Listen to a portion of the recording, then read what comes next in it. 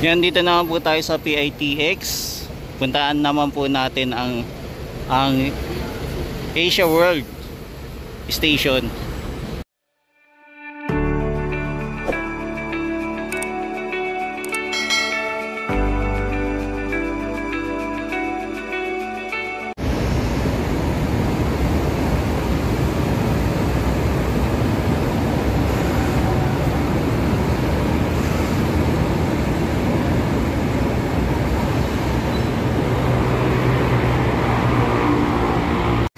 Yan guys, silipin naman natin yung station dito sa Asia World Station. So dito naman tayo tambay mga tropa kids.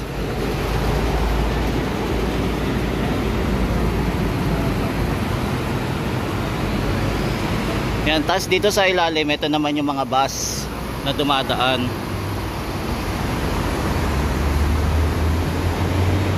Yan, iba't ibang bus na dumadaan dito.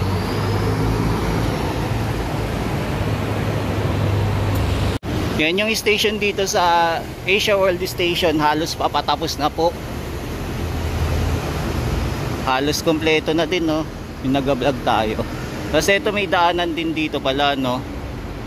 Ito hindi ko lang alam kung exit ito. Kung exit area.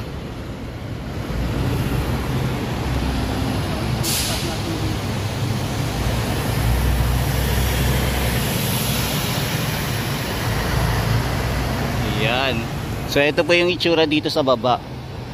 So akyat naman po tayo doon naman sa taas, sisilipin din natin.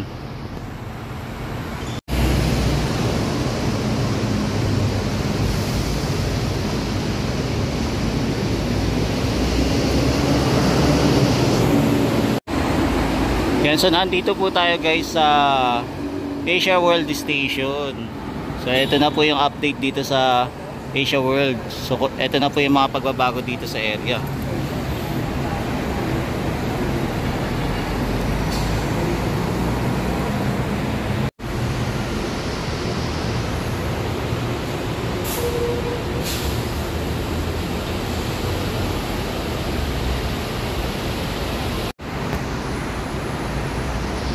So yan na yung last.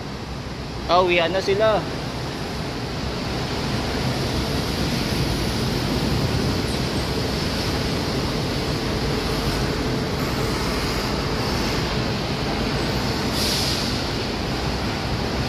Ayan yung kotse, train set guys. Napakaganda. Bound for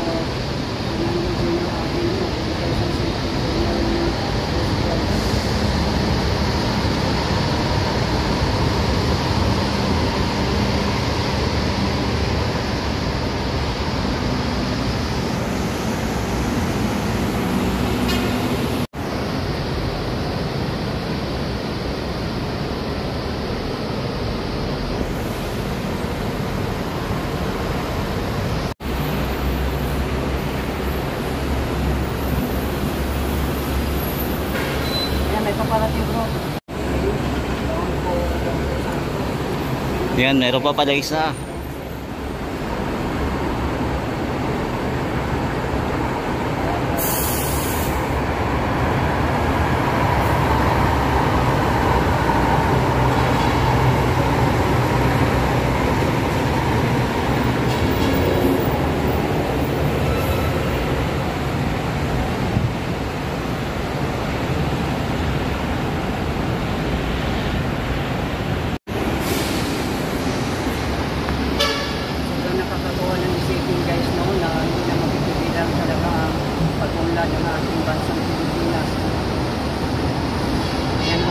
Yan o, ganda pagmastan, di ba? Nakakatuwa.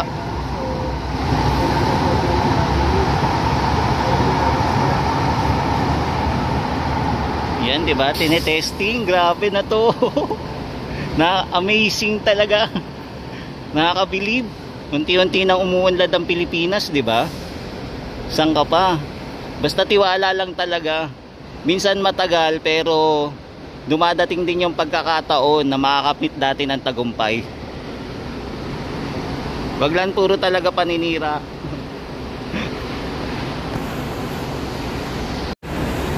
Yan po, 4th gen naman po yung darating.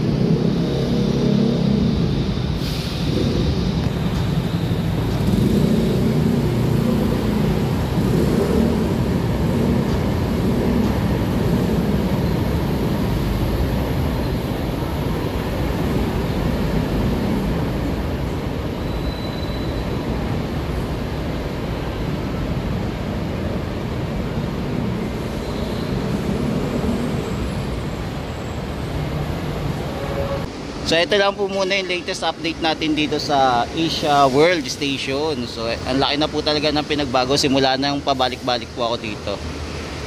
Ayan. So maraming salamat ulit guys sa pagsama ulit sa akin dito sa pag-vlog dito sa Asia World Station. Ayan. Balikan natin ito sa mga susunod na araw. Baka meron pa pong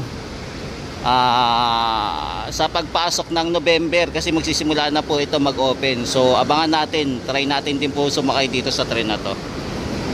Yan, maraming salamat po. Ito po ulit si JR Doria TV, nag-update po ng mga infrastructure dito, lalo na po sa mga train update at iba pa po na malapit dito sa Metro Manila. Ayan, thank you po, hanggang sa muli, mahalin natin ang Pilipinas.